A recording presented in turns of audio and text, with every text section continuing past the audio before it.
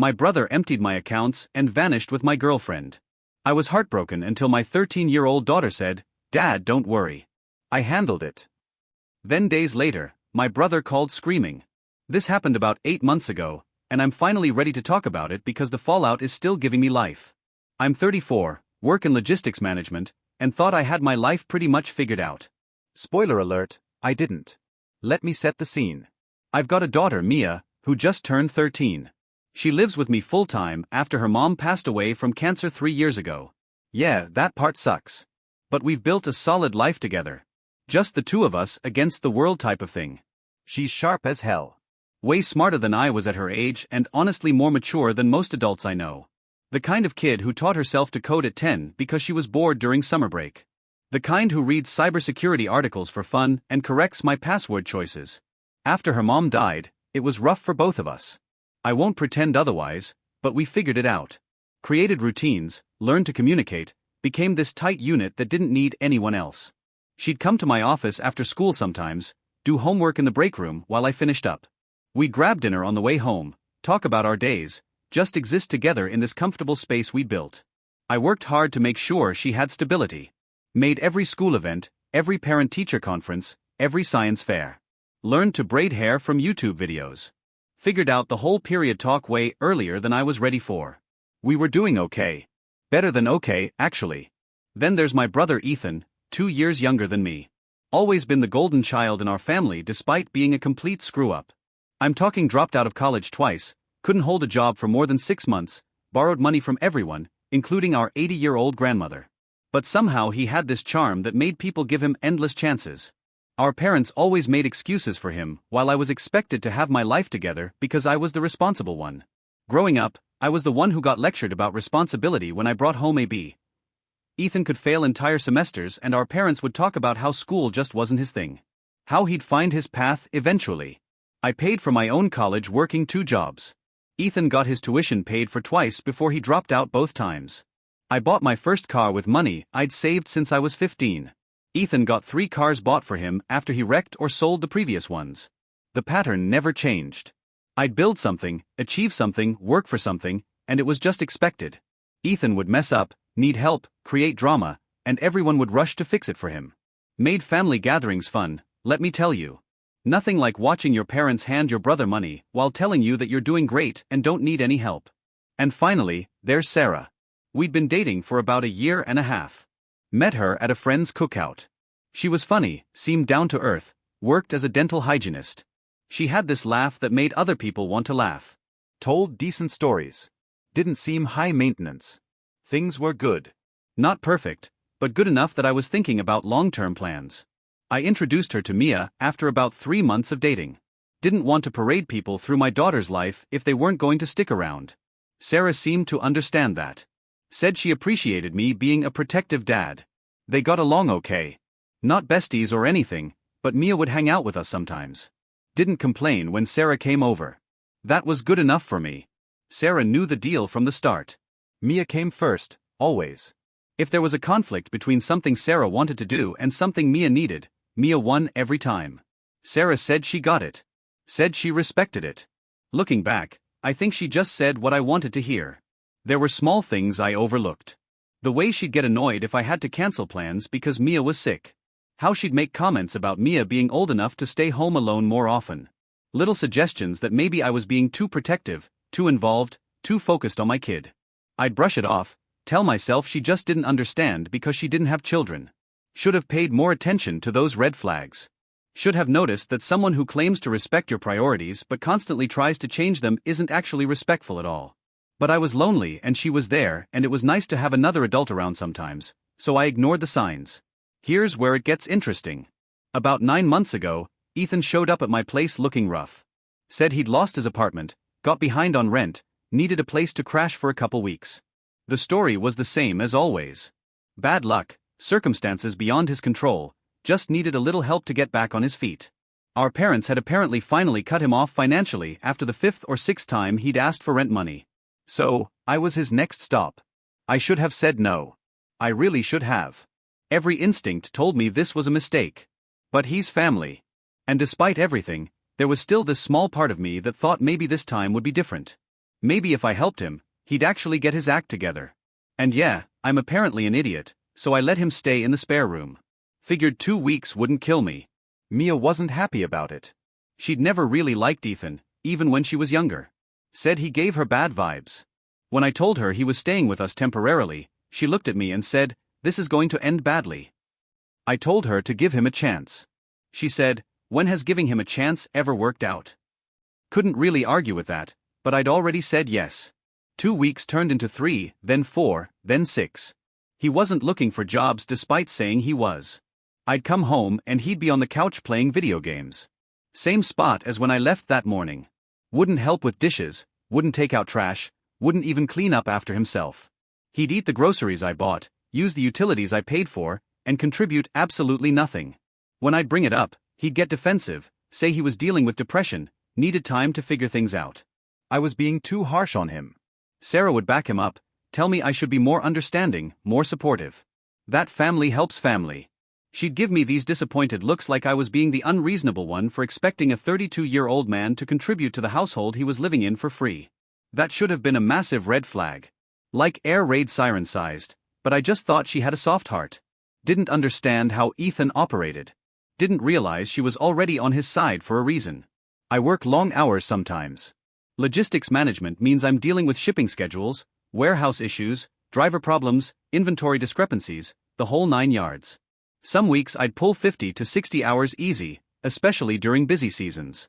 The job pays well, keeps a roof over our heads, funds Mia's college savings account, so I don't complain about the hours. Sarah worked more normal hours, usually done by 4 p.m., had weekends off unless there was an emergency. Ethan was always home, obviously, since he wasn't actually looking for work. Looking back, I can map out exactly when it started, about 3 weeks after Ethan moved in. That's when Sarah started finding reasons to come over when I wasn't home. Just wanted to check on Ethan, make sure he's doing okay. Or, I brought over some food I made. Thought you guys might want it. Always these thoughtful seeming gestures that put her in my house when I wasn't there. Mia mentioned it to me once. Said Sarah was coming over a lot during the day. I asked Sarah about it. Casual like. She said she was worried about Ethan's mental state. Wanted to make sure he wasn't isolating himself. I thought it was nice of her to care. Yeah, nice. You can probably see where this is going. I started noticing little things. Sarah's car at my place on days she said she was working late. Ethan suddenly being in a good mood all the time, actually showering regularly, doing his laundry. The spare room door locked during the day when I'd come home for lunch, which was weird because Ethan never locked doors. Once I heard whispering stop abruptly when I came in through the garage, but I talked myself out of suspecting anything because surely nobody could be that trashy, right? Surely my own brother wouldn't cross that line. Surely Sarah, who I'd been planning a future with, wouldn't do that to me. I made excuses, told myself I was being paranoid. The car thing was coincidence. Ethan was finally getting his life together. That's why he was in better spirits. The locked door was about privacy. Mia wasn't buying it. She'd watch Sarah and Ethan interact during the rare times I was home when Sarah visited, and I could see her brain working. She'd get this look on her face, this suspicious, calculating look. One night she asked me, "Dad, do you think Sarah and Uncle Ethan are acting weird together?" I asked what she meant. She shrugged. "I don't know. They just seem, I don't know, different when you're not around." I told her she was probably imagining things. She looked at me like I was being deliberately dense. "Okay, Dad, if you say so." That was about a week before everything blew up. The real fun started on a Tuesday. I'd been planning to surprise Sarah with dinner reservations for our anniversary. Nothing fancy, just this Italian place she liked. I'd made reservations weeks ago, had it all planned out. Was going to leave work early, pick her up, nice dinner, maybe a walk after. Simple stuff. I got off work at 2 p.m., stopped by her apartment to pick her up around 2:30, used the spare key she'd given me months ago for emergencies. Called out when I walked in, no answer. The apartment was empty, but her work bag was there on the kitchen counter. Her car was in the lot. Her phone was somewhere inside.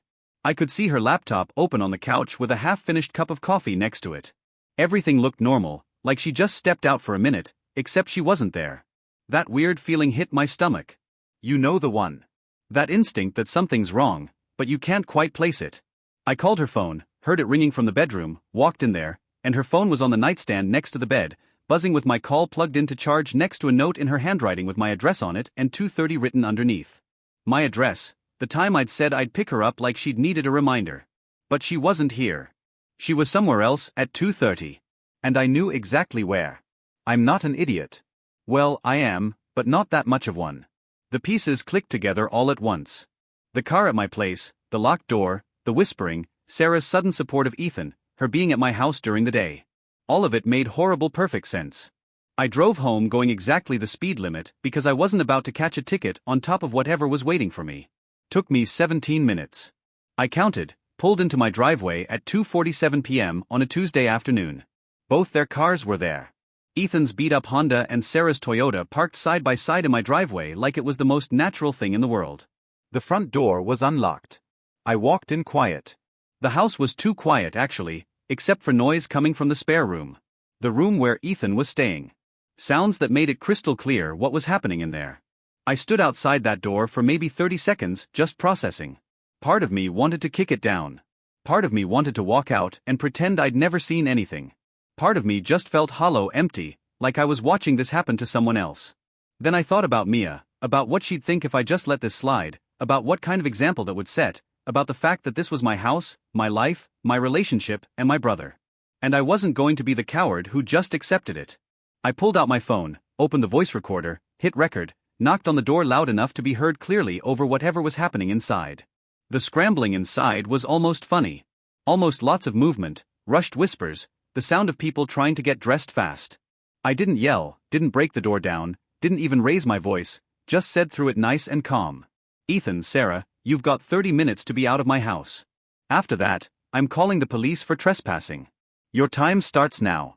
Then I turned off the recording, walked to my living room, and sat on the couch, pulled up the police non-emergency number on my phone, set a timer for 30 minutes, waited. My hands were shaking. Not from anger yet, that would come later, just from adrenaline, from the sheer unreality of the situation. My brother and my girlfriend in my house in the spare room where I'd let him stay. Out of the goodness of my heart, they came out about 15 minutes later. Sarah was crying, makeup smeared, trying to fix her hair. Ethan had this look on his face, this almost smirk like he was trying not to laugh, like this was all some big joke, like he'd won something. Sarah started immediately. Baby, please let me explain. This isn't what it looks like. I held up my hand. Stop. I don't want to hear it, but you don't understand. I understand perfectly. You've been sleeping with my brother in my house while I was at work. There's nothing to explain. Now leave. She tried a different approach. Started apologizing, saying it was a mistake. It didn't mean anything. She loved me. We could work through this. All the greatest hits. I just kept saying, leave. Ethan finally spoke up and that smirk was still there. Come on, man. Don't be dramatic. These things happen. Nobody got hurt. I looked at him. Really looked at him. This person who shared my DNA, who I defended to our parents, who I'd let into my home when nobody else would. And I felt nothing. No brotherly love, no family connection, nothing. You lived in my house, I said. Ate my food, used my electricity, my water, my Wi-Fi. I gave you a place to stay when mom and dad wouldn't. And you decided to repay me by sleeping with my girlfriend. We're done. Get out. The smirk faded a little. You're really going to throw me out over this? You made your choice. Now I'm making mine. You've got 15 minutes left. Sarah tried again. Kept crying. Kept apologizing. Tried to touch my arm and I stepped back. Told her she needed to leave now. Ethan grabbed his stuff from the spare room. Didn't take long since he'd been living out of a duffel bag. Anyway, Sarah just stood there crying until I told her one more time to go. They finally left. I locked the door behind them, engaged the deadbolt, put on the chain. Then I went to my room and just sat on the bed. Felt absolutely nothing at first. Just numb, empty, like someone had scooped out my insides and left a shell. Didn't cry. Didn't punch walls, just sat there staring at nothing. Mia came home from school around 3:30. She takes the bus. Usually gets home between 3:25 and 3:35 depending on traffic. I heard her key in the lock. Heard her backpack hit the floor in the entryway like it does every day. She called out, "I'm home." Like normal. I didn't answer right away. Couldn't quite get my voice to work. She walked into the living room, saw me sitting there, and stopped. Just stopped in the doorway and looked at me. This kid who'd been reading my mood since she was old enough to talk, who knew every expression on my face, who could tell when something was wrong before I even opened my mouth. "What happened?" she asked. Not what's wrong or are you okay. Just straight to what happened. Because she knew something had. I told her, kept it age appropriate, but honest. I wasn't going to lie to her or sugarcoat it. She deserved the truth. I said that I'd caught Uncle Ethan and Sarah together, that they'd been seeing each other behind my back, that they were gone now and wouldn't be coming back. Her face went through about 5 different emotions in rapid succession. Shock first, then understanding like pieces were clicking together, then anger, then something colder, something calculating. "That's disgusting," she said, and her voice had this flat quality to it that I'd never heard before. "Uncle Ethan is trash, and she's worse for going along with it." Can't argue with that assessment. She came and sat next to me on the couch. Didn't try to hug me or say comforting things. Just sat there. After a minute, she said, "I knew something was going on. I tried to tell you. I know you were right. I should have listened." Yeah, you should have. She wasn't being mean about it, just stating facts. "So, what are you going to do now?" Honest answer. I had no idea. I was just trying to process it all, trying to figure out how my life had imploded in the space of an afternoon. "I don't know yet," I admitted. "Change the locks tomorrow. Figure out the rest as I go." She nodded, pulled out her phone, and started typing something. I didn't ask what. Figured she was texting a friend or something, venting about her uncle being terrible. I left her alone. We ordered pizza for dinner that night. Didn't feel like cooking. Didn't feel like talking. Just ate in silence while watching some mindless show on TV. Normal evening routine with this massive thing hanging over both of us that we weren't addressing yet. That night, I couldn't sleep. Lay in bed, staring at the ceiling, brain running through everything. How long had it been going on? Had they laughed about me? Had this been their plan from the start, or did it just happen? Did it even matter? Around 2 a.m., I got up and started thinking about practical things. Couldn't change the past, but I could protect the future. Changed all my passwords on my phone right then. Bank accounts, email, social media, everything. Set up 2-factor authentication on anything that would let me. Called a locksmith first thing Wednesday morning. Had them come out and change all the locks by noon. Cost me $300, but it was worth it to know Ethan couldn't just walk back in. While the locksmith worked, I went through the house looking for anything Ethan might have left behind. Found some clothes, toiletries, a charger. Threw it all in a trash bag and left it on the porch. Then I called the bank. Needed to make sure my accounts were secure. That Ethan hadn't tried anything while he'd been living here.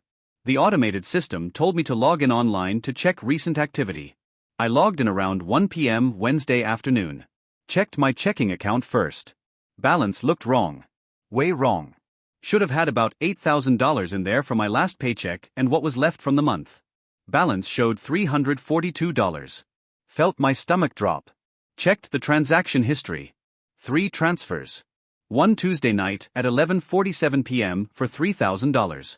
One Wednesday morning at 2:15 a.m. for $2,500.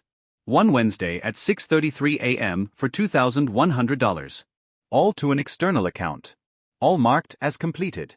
Clicked over to savings. Should have had about $28,000 in there. College fund for Mia. Emergency savings. Everything. Balance showed $3,200. More transfers, 5 of them over Tuesday night and Wednesday morning, totaling $24,800. Status showed pending on most of them, but one for $8,000 had already cleared. Checked my retirement account, the one through work. Someone had tried to access it. Login attempt starting Tuesday at 11:52 p.m., continuing through the night. The account was locked due to suspicious activity. I called the bank, hands shaking so bad I could barely dial. Got transferred 3 times before reaching someone in fraud prevention. Explained what happened. She asked me to verify some information, check the accounts, made some notes. "Sir, it appears these transfers were initiated using your valid login credentials and security information. The authentication was successful on all attempts." "I didn't make those transfers," I said. "Someone stole my information." "Do you know who might have had access to your account details?" Yeah, I knew exactly who. My brother who'd lived in my house for 6 weeks, who'd probably watched me log into accounts, who could have looked through my papers, who I'd stupidly trusted not to steal from me, and Sarah, who I'd given my bank login to 6 months ago when I had the flu and needed her to pay some bills for me, who'd said she deleted the information after, but obviously hadn't. Told the fraud rep all of this. She made more notes, said they'd start an investigation, but these things take time. Asked if I wanted to file a police report. Yeah, I did. Spent Wednesday afternoon at the police station. Filed a report for identity theft and fraud. Gave them everything. The timeline, the amounts, Ethan's information, Sarah's involvement. The officer taking the report was sympathetic but honest. Said these cases are hard to prove, especially with family, even with evidence might take months to resolve. Might not get the money back at all. Asked what I should do in the meantime. He suggested getting a lawyer, freezing my credit, monitoring everything closely, and honestly accepting that the money might be gone. Drove home feeling worse than I had Tuesday. Tuesday was emotional betrayal. This was financial destruction. That money represented years of savings. Mia's education, our security gone. Transferred to Ethan's account while he was planning his exit. Thursday morning, I woke up to 17 alerts from my bank. More transfer attempts.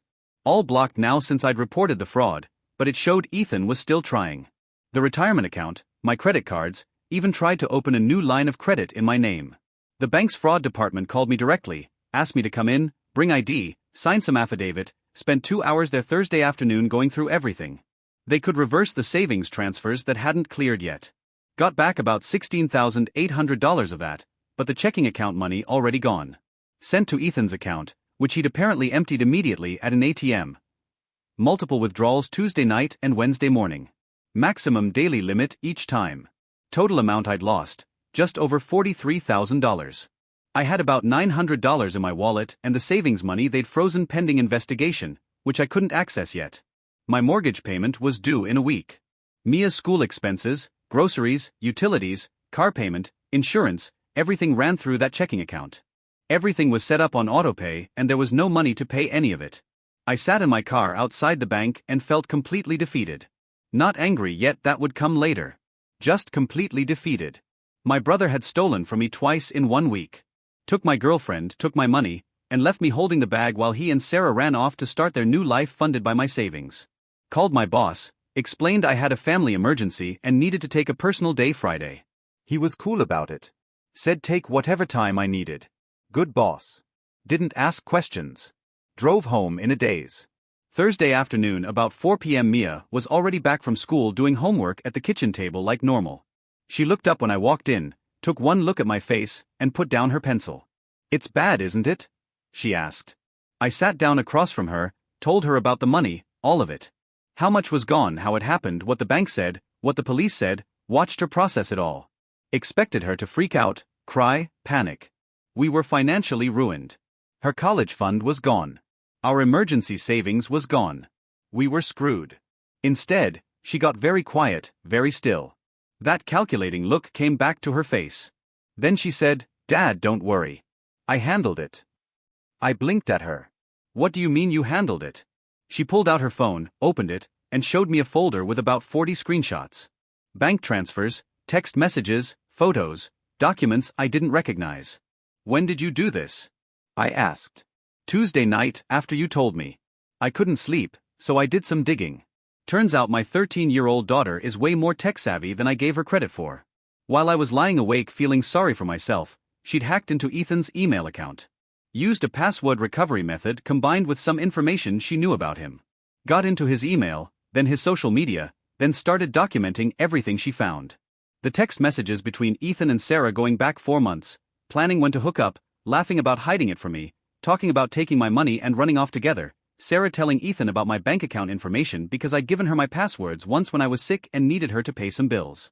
Ethan planning the whole theft, discussing how much he could take, when to do it, where they'd go after. They were planning to move to Arizona, apparently. Start fresh with my money. But here's the thing that made me actually smile for the first time in days. Mia hadn't just collected evidence. She'd been busy on Tuesday night. She'd forwarded all those screenshots to our parents, to Ethan's employer from his last job, to Sarah's boss at the dental office, to Sarah's parents, who apparently had no idea their daughter was involved with a guy living with his brother, to my extended family, to mutual friends. Then she'd posted a carefully edited version on Ethan's social media accounts before changing the passwords and locking him out.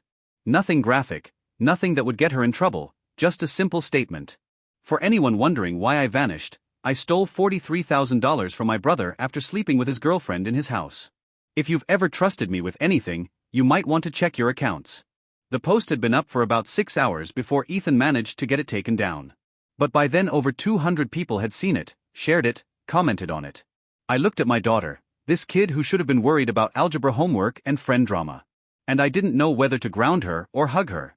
Mia, you can't just hack into people's accounts, I said, trying to sound like a responsible parent.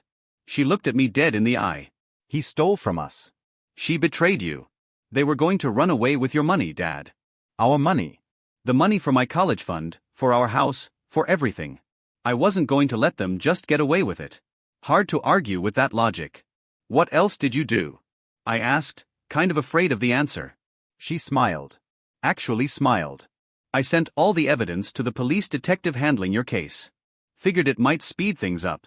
And I may have sent the screenshots to the bank's fraud department with a detailed timeline of when Ethan had access to your information and when the transfers happened. This kid, this brilliant, terrifying kid. Friday was quiet. Too quiet. I spent the morning on the phone with the bank's fraud department. With Mia's evidence, they were able to start the process of freezing Ethan's account and recovering the money. Still going to take time, but now they had proof it was actual theft, not a family dispute. The detective called me that afternoon, said they'd received an anonymous email with comprehensive evidence of bank fraud and identity theft, asked if I knew anything about that. I said I didn't, which was technically true since Mia sent it anonymously. He chuckled. Said whoever sent it did them a huge favor. They could now pursue actual charges instead of just treating it as a civil matter. Asked if I wanted to press charges. Yeah, I did. Saturday morning, I woke up to my phone ringing. Unknown number. Almost didn't answer, but something made me pick up. It was Ethan. And he was screaming. I mean, full-on losing his mind screaming. Took me a minute to even understand what he was saying through the rage and panic. Apparently, his life had fallen apart, like completely imploded. Our parents had called him Friday night, seen all the evidence Mia sent them. Our dad, who'd always babied Ethan, told him he was ashamed to call him his son, cut him off completely. Our mom was so disgusted she couldn't even talk to him, just handed the phone to Dad. His former employer had sent the screenshots to his new potential employer. The job he'd lined up in Arizona gone. They called to tell him they decided to go with another candidate. Sarah's boss fired her immediately. Apparently, stealing patient information to help her boyfriend commit fraud was a violation of about 17 workplace policies. Her dental hygiene license was under review by the state board. Sarah's parents had frozen her trust fund access. I didn't even know she had a trust fund, but apparently her grandparents left her something she couldn't touch until 25. Except her parents were the trustees. They had immediately filed paperwork to revoke her access permanently. The social media post had been shared over 400 times before it was taken down. People Ethan knew from high school, college, previous jobs, everyone saw it. His name was Mud. But here's the best part. Someone had reported his car as stolen because technically our grandfather had co-signed on the loan. And when Grandpa found out what Ethan did, he called the lender and reported it as fraudulent use. The car got repossessed Saturday morning from the cheap motel parking lot where Ethan and Sarah were staying. The bank had frozen the account with my money in it and filed fraud charges. The money was held as evidence, which meant Ethan couldn't access it, couldn't use it, couldn't do anything with it. He was broke. And the police had issued a warrant for his arrest. All of this happened between Tuesday night and Saturday morning. 4 days. My daughter had orchestrated the complete destruction of Ethan's life in 4 days. Ethan was screaming about how I'd ruined him. How could I be so vindictive, how we were family, and family doesn't do this to each other. I let him rant for about 2 minutes. Then I said very calmly, "You done?" He sputtered. He started up again about how this was an overreaction. "Ethan, you stole over $40,000 from me. You slept with my girlfriend in my house. You planned this for months. You were going to take my money and disappear. The only thing I did was file a police report about a crime you committed. Everything else that's called consequences. It was that little brat, wasn't it?" He said, "Mia did something. She's the only one smart enough to I cut him off. My daughter had nothing to do with your choices. You made every decision that got you here. Own it. I'm your brother. You were my brother. You stopped being my brother when you decided I was worth less than $43,000 and a woman you'd known for 6 weeks. Now you're just a guy who stole from me. And that guy is going to face the consequences." He tried a different approach. Started begging, crying, actually crying. Said he was sorry. He'd made a mistake. He'd pay me back somehow. Please don't let them arrest him. Too late. I said, you made your choice on Tuesday. Actually, you made your choice 4 months ago when you started planning this. You don't get to unmake it now that it didn't work out. What about Sarah? He asked. She's got nothing now. No job, no money. Her parents won't talk to her. Sounds like you two are perfect for each other then. Both made terrible choices. Both facing consequences. Maybe you can figure it out together. I'm going to jail, he said. And he actually sounded like he was just realizing this. Probably, I agreed. That's what happens when you commit fraud. He hung up. Or maybe his phone died. Either way, the call ended. I sat there for a minute, phone in my hand. Mia walked into the kitchen, looked at me. That was Uncle Ethan, wasn't it? She asked. Yeah. Is he mad? Very good. She made herself breakfast like nothing had happened, humming while she poured cereal. I watched her, this kid who just systematically destroyed an adult's entire life to protect us. And I felt something shift in my chest. Pride maybe, or just love, probably both. Hey Mia, I said. She looked up. Thank you for protecting us, for being smart, for caring enough to do something. She shrugged. You're my dad. We're a team. Someone messes with you, they mess with me. That's how it works. Simple as that. In her world, it was black and white. Someone hurt her dad, she hurt them back. No hesitation, no second guessing. The next few weeks were a blur of legal proceedings. Ethan got arrested trying to cross state lines. Flight risk, apparently. They denied him bail. Sarah cooperated with prosecutors in exchange for lesser charges. She gave them everything about how Ethan planned it. The bank recovered about $38,000 of my money. The rest got eaten up in fees. My savings was returned in full since those transfers never fully cleared. Took about 6 weeks total to get the money back. 6 weeks of juggling bills. My boss helped with an advance on my paycheck. My parents apologized for enabling Ethan. Dad sounded genuinely broken up. I told him actions matter more than words. Be there for Mia. I said she's the one who saved us. They did. Started coming around more, taking her out once a week. Our extended family completely cut Ethan off. Nobody wanted anything to do with him after seeing what he'd done. Ethan pleaded guilty to avoid trial. His lawyer advised him that with the evidence against him, a trial would just result in a harsher sentence. Smart move. Probably the first smart decision he'd made in years. Sentencing hearing was in late April, about 10 weeks after everything went down. I attended, wanted to look him in the eye one more time. Wanted him to see that I wasn't backing down. Wasn't forgiving him. Wasn't letting this slide. The courtroom was small. Just me, Ethan. His public defender, the prosecutor, the judge, and a court reporter. Ethan looked rough. Orange jumpsuit, handcuffs, hadn't shaved in days. He'd lost weight. Good. The judge reviewed the case, asked Ethan if he wanted to make a statement. Ethan stood up, looked at me, and started crying. Not the angry, aggressive crying from our phone call. Pathetic, desperate crying. He apologized, said he'd made terrible choices, asked for mercy, said he'd pay me back every penny. I sat there expressionless, didn't react, didn't give him anything. The judge wasn't impressed either. She'd seen the evidence. Read the text messages where Ethan and Sarah laughed about stealing from me. Saw the planning that went into it, the attempts to access my retirement accounts, even after the initial theft. She gave him 3 years.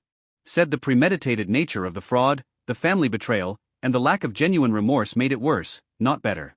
Said Ethan had shown a pattern of using people his entire life and needed to learn that actions have consequences. His lawyer tried to argue for probation. Said Ethan had no prior record, was going through a difficult time, showed genuine remorse.